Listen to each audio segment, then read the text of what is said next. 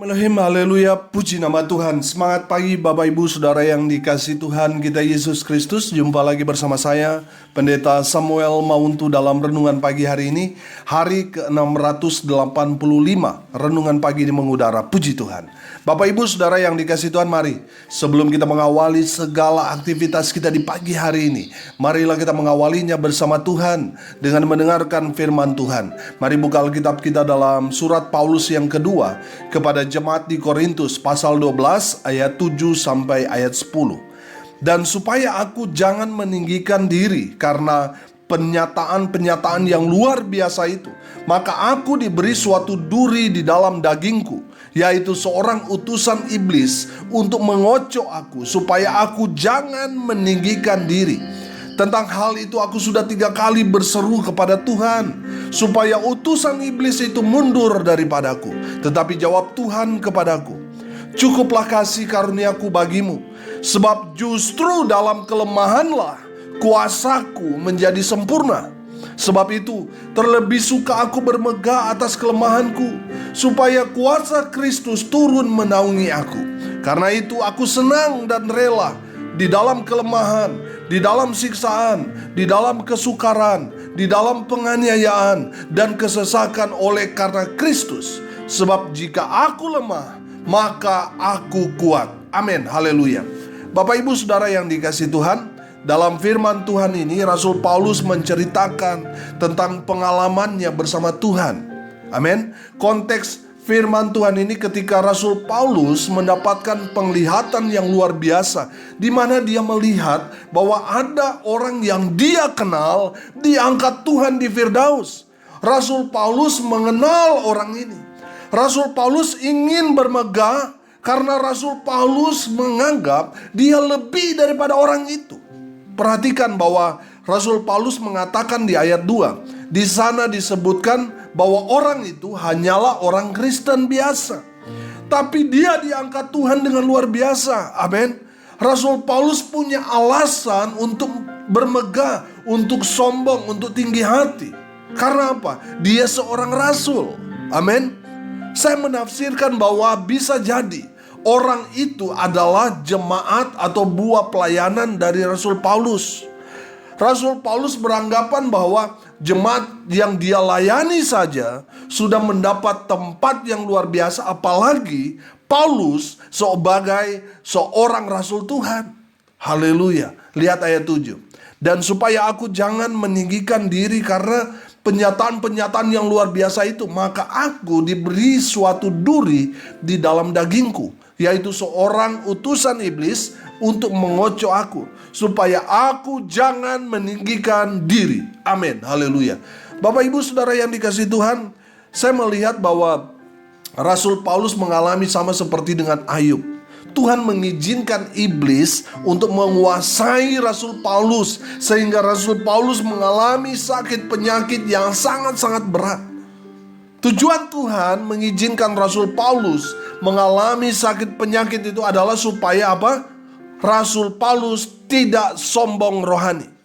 Itu tujuannya, supaya Paulus rendah hati. Amin, haleluya. Ada berapa banyak orang yang sombong luar biasa padahal dia hamba Tuhan. Apalagi kalau jemaatnya sudah banyak, ditambah lagi punya karunia bernubuat, melakukan mujizat, tambah sombong rohani, saudara. Dan itu sangat-sangat berbahaya. Karena apa? Karena kesombongan para pemimpin gereja itu bisa tertransfer kepada jemaat, sehingga jemaat yang digembalakan jadi sombong rohani juga. Saya berapa kali bertemu dengan orang Kristen, saya tanya, Bapak Ibu, bro, sis, gereja di mana? Dia bilang apa? Oh, saya jemaat di gereja yang terbesar di kota ini. Saudara lihat, kesombongan para pemimpin tertransfer kepada jemaatnya. Saudara yang dikasihi Tuhan, saya juga nonton di TV atau di YouTube, ada hamba Tuhan yang selalu khotbahkan tentang pengalaman dia diangkat Tuhan dan mendapat penglihatan surga dan neraka. Dan dia berkata, oh saya disuruh Tuhan, seolah-olah dia rasul terakhir. Ini bahaya, saudara, dengar baik. Mari kita belajar dari Rasul Paulus. Kalau saudara pernah mengalami pengalaman-pengalaman yang luar biasa oleh Tuhan, ingat, itu bukan untuk kesombonganmu, itu bukan untuk mendongkrak popularitasmu, Ingat, Rasul Paulus mengajarkan kita melalui firman Tuhan ini supaya kita tetap rendah hati. Amin. Haleluya. Pengalaman saudara dengan Tuhan itu bukan untuk unjuk kesombongan, tetapi untuk kita semakin hidup rendah hati. Amin. Haleluya. Ayat 8. Tentang hal itu aku sudah 3 kali berseru kepada Tuhan supaya utusan iblis itu mundur daripadaku. Amin. Bapak ibu saudara yang dikasihi Tuhan, dengan adanya duri dalam daging itu atau sakit penyakit yang bersarang di tubuh Rasul Paulus itu membuat Rasul Paulus bergumul dengan luar biasa. Dia sudah berdoa 3 kali, tetapi sakit itu tidak pergi dari tubuhnya. Saudara tahu bahwa orang Israel itu kalau berdoa itu tidak seperti kita berulang-ulang. Orang Israel kalau berdoa itu hanya 1 kali. Mereka percaya bahwa Tuhan tidak tuli, Tuhan tidak pikun. Makanya mereka itu hanya berdoa hanya 1 kali. Saudara lihat, Rasul Paulus berdoa berapa kali? 3 kali. Artinya Rasul Paulus sangat-sangat bergumul dengan sakit penyakit yang dia derita. Dan dia berharap Tuhan segera mengangkat sakit penyakit yang dia derita itu. Karena melalui sakit penyakit itu dia semakin lemah. Tuhan tidak menyembuhkan Paulus. Rasul Paulus sudah berdoa. Apa jawaban Tuhan? Lihat ayat 9. Tetapi jawab Tuhan kepadaku, cukuplah kasih karuniaku bagimu. Sebab justru dalam kelemahanlah kuasaku menjadi sempurna. Sebab itu terlebih aku bermegah atas kelemahanku, supaya kuasa Kristus turun menaungi aku. Amin. Haleluya. Bapak ibu saudara yang dikasihi Tuhan, saudara perhatikan jawaban Tuhan. Cukuplah kasih karuniaku bagimu, sebab justru dalam kelemahanlah kuasaku menjadi sempurna. Amin. Haleluya. Saya menangkap pesan begini. Masalah, pergumulan, sakit penyakit, kesulitan yang kita alami saat ini, Tuhan izinkan itu terjadi pada kita. Untuk apa? Untuk kebaikan kita. Amin. Haleluya. Justru di saat kita lemah, kita cari Tuhan. Justru di saat kita lemah, kita sakit, kita menderita, kita semakin mendekatkan diri kepada Tuhan, semakin mengandalkan Tuhan. Amin. Haleluya. Saya merasa bahwa saat-saat ini, saat-saat yang susah ini, Tuhan menikmati masa-masa kasih mula-mula timbul di tengah jemaat Tuhan. Amin. Justru dalam kesusahan, kasih semakin kuat. Kita kalau dalam kelimpahan diberkati, kasih itu menjadi dingin. Bapak ibu saudara yang dikasihi Tuhan, mari kita menikmati masa-masa yang sulit ini dengan mengucap syukur kepada Tuhan. Tetap bersyukur kepada Tuhan. Amin. Haleluya. Seberapa sering kita ketika mengalami pergumulan yang berat, kita mulai bersungut-sungut, kita mulai protes sama Tuhan, kita minta Tuhan segera angkat pergumulan kita. Ada juga yang kayak teroris, saudara, main ancam Tuhan. Kalau Tuhan tidak angkat pergumulan saya, kalau Tuhan tidak sembuhkan penyakit saya akan berhenti mengikut Tuhan, saya akan berhenti melayani Tuhan. Nah, itu gaya-gaya teroris, saudara. Bapak ibu saudara yang dikasihi Tuhan, seberapa banyak di antara kita yang bersyukur saat kita mengalami pergumulan hidup? Saya percaya di antara 100 orang, mungkin hanya 1 atau 2 orang yang mau mengucap syukur kepada Tuhan. Sisanya protes sama Tuhan, sisanya bersungut-sungut sama Tuhan, sisanya unjuk rasa sama Tuhan. Betul? Lihat ayat 10. Karena itu aku senang dan rela di dalam kelemahan, di dalam siksaan, di dalam kesukaran, di dalam penganiayaan dan kesesakan oleh karena Kristus. Sebab jika aku lemah, maka aku kuat. Amin. Haleluya. Bapak ibu saudara yang diberkati Tuhan, mari kita ubah ratapan kita dengan ucapan syukur, dengan sukacita dalam Tuhan. Amin. Mari kita belajar mengucap syukur kepada Tuhan atas apapun yang terjadi dalam hidup kita. Mendapat jawaban dari Tuhan Yesus. Rasul Paulus mengubah sudut pandangnya. Amin. Kemarin saya mendapat ilustrasi yang sangat bagus tentang lalat dan lebah. Mata lalat dapat melihat sampah meskipun dia berada di taman bunga. Sedangkan mata lebah dapat melihat bunga meskipun dia ada di tempat sampah. Demikian juga dengan manusia. Ada yang tipe mata lalat dan ada juga yang tipe mata lebah. Tipe mata lalat, walaupun kita sudah mendapat beribu-ribu pertolongan, bantuan, tapi yang kita cari selalu keburukannya. Ini tipe mata lalat. Tipe mata lebah mampu menemukan segala kebaikan meskipun dia berada dalam pergumulan yang berat. Walaupun dia menderita, susah, tapi dia selalu melihat kebaikan Tuhan. Dia selalu menemukan hal-hal yang baik di dalam Tuhan. Amin. Haleluya. Mari kita tanyakan pada diri kita, apakah kita bermata lalat atau bermata lebah? Apakah kita selalu melihat keburukan padahal kita sudah mendapatkan kebaikan Tuhan yang luar biasa? Ataukah kita selalu melihat hal-hal yang baik walaupun kita saat ini mengalami pergumulan hidup yang berat? Saudara tipe apa? Apakah mata lalat atau mata lebah? Saya percaya semua kita tipe mata lebah. Amin. Melihat kebaikan walaupun kita ada dalam situasi yang sulit. Bapak Ibu Saudara yang dikasihi Tuhan, tadi saya katakan Rasul Paulus mengubah sudut pandangnya menjadi mata lebah. Demikian juga dengan harapan saya kepada saudara semua.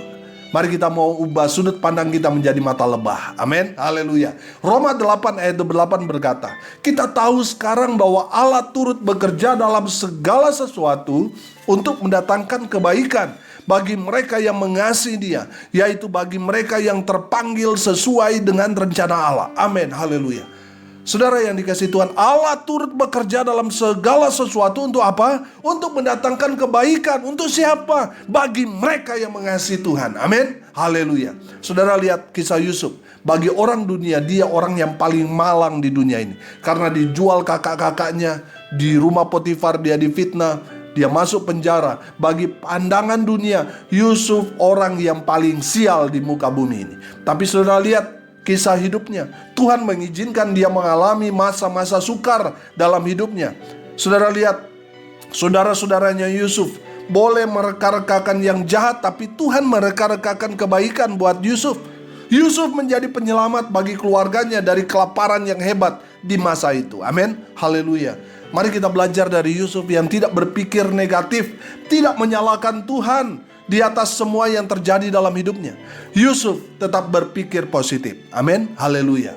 Rasul Paulus mengubah sudut pandangnya sehingga dia lebih suka ada dalam kelemahan, lebih suka menderita, lebih suka ada dalam kesukaran, penganiayaan, kesesakan di dalam iman kepada Tuhan Yesus. Karena dia tahu di saat dia lemah, dia kuat di dalam Tuhan. Amin. Saudara lihat Rasul Paulus merubah sudut pandangnya. Dia melihat hal yang paling ditakuti manusia, tapi Rasul Paulus malah bersuka cita. Kalau boleh dia mengalami hal tersebut, dia bersyukur. Karena dia percaya di saat dia lemah, dia menjadi kuat di dalam Tuhan. Haleluya.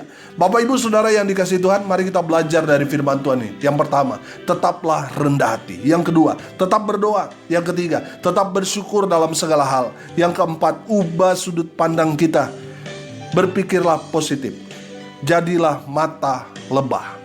Yang kelima, terakhir, tetaplah setia. Amin. Mari kita berdoa. Terima kasih Bapa di surga atas kebenaran firman Tuhan. Berkati semua pendengar dimanapun mereka berada. Berkati rumah tangga mereka, usaha pekerjaan mereka. Mereka yang sakit Tuhan sembuhkan. Mereka yang lemah Tuhan kuatkan. Mereka yang saat ini sedang berduka cita, Tuhan memberikan penghiburan, kekuatan kepada keluarga yang ditinggalkan. Mereka yang hari ini berulang tahun, Tuhan Yesus memberkati mereka. Di dalam nama Tuhan Yesus, hamba berdoa untuk bangsa dan negara. Pulihkan, sembuhkan bangsa kami. Hanya Tuhan yang sanggup mengadakan mujizat atas bangsa kami. Hamba berdoa di dalam nama Tuhan Yesus. Terima kasih Tuhan. Hamba berdoa di dalam nama Tuhan Yesus, menyerahkan semua pendengar dimanapun mereka berada. Tuhan jaga mereka, Tuhan lindungi mereka. Di dalam nama Tuhan Yesus. Mereka yang sudah menabur untuk anak-anak Tuhan yang sedang dalam kesulitan, Tuhan memberkati mereka di dalam segala hal. Di dalam nama Tuhan Yesus. Bapak Ibu Saudara yang dikasihi Tuhan, arahkanlah hatimu dan terimalah berkat dari Tuhan. Tuhan memberkati engkau dan melindungi engkau. Tuhan menyinari engkau dengan wajahnya dan memberi engkau kasih karunia. Tuhan menghadapkan wajahnya kepadamu dan memberi engkau damai sejahtera. Di dalam nama Tuhan Yesus sumber segala berkat. Bapak Ibu Saudara yang percaya diberkati Tuhan, katakan amin. Puji Tuhan. Bapak Ibu Saudara yang dikasihi Tuhan, kalau saudara merasa diberkati melalui renungan pagi ini, bagikan juga kepada saudara-saudara yang lain supaya mereka juga diberkati. Karena untuk itulah kita dipanggil untuk jadi berkat.